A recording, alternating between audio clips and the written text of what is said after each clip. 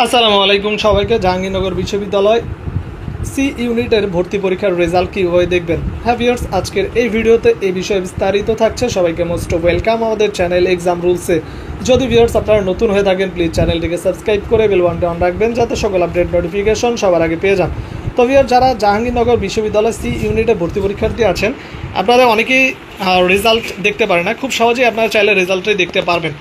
তো রেজাল্ট দেখার জন্য আপনি যেটা করবেন, সবার ফার্স্টে আমাদের ভিডিও ডেসক্রিপশন বক্সে চেক করবেন। সেখানে দেখবেন যে এই লিঙ্কটা আমি দিয়ে দিয়েছি, কপি করে রাখতেছি। এই লিঙ্কটা আমার দেওয়া থাকবে।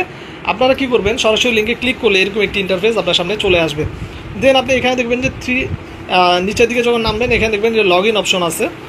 লগ ইন অপশন আপনি এখানে দেখতে পারবেন আবেদনকারী মোবাইল নাম্বার চাচ্ছে এবং পাসওয়ার্ড চাচ্ছে। দেন লগ ইন করতে বলতেছে। আপনি এখানে জাবির সি ইউনিট যখন ভর্তি পরীক্ষার সময় যে মোবাইল নাম্বারটা দিয়েছিলেন আবেদন করার সময়, সেই মোবাইল নাম্বারটা এখানে লিখবেন এবং পাসওয়ার্ডটি দিবেন সেখানে যে পাসওয়ার্ডটি দিয়েছিলেন, তারপর লগ ইন করবেন।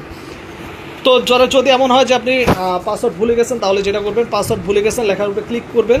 ক্লিক করে পাসওয়ার্ডটি পুনরুদ্ধার করবেন। এখানে এইচএসসির বোর্ড, পাশের সন এবং রোল নাম্বার দিতে হবে, এবং এসএসসিরও পাশের সন, বোর্ড এবং রোল নাম্বার দিয়ে, এবং পাশাপাশি ওই যে আবেদন করার সময় যে মোবাইল নাম্বার দিয়ে দিয়েছেন সেটাকে আবার দিতে হবে। দিয়ে সাবমিট করলে আপনাকে একটা নতুন পাসওয়ার্ড দিবে। দেওয়ার পর এখানে ওই আবেদনকারী মোবাইল নাম্বার এবং পাসওয়ার্ডটি দিয়ে লগ ইন করলে আপনি আপনার কাঙ্ক্ষিত রেজাল্টটি দেখতে পারবেন। তো জাবির সি ইউনিটের ভর্তি পরীক্ষার রেজাল্ট খুব সহজেই দেখতে পারবেন, মাত্র 1 মিনিটে বুঝিয়ে দিলাম। যদি কোনো সমস্যা থাকে কমেন্ট বক্সে জানাবেন, চেষ্টা করবো হেল্প করার। আর সবাইকে বলবো, যারা এই ভিডিওটা দেখেছেন প্রত্যেকের কাছে রিকোয়েস্ট থাকবে, যদি ভিডিও একটু ভালো লাগে থাকে প্লিজ সাবস্ক্রাইব করে সাপোর্ট দিন সবাই।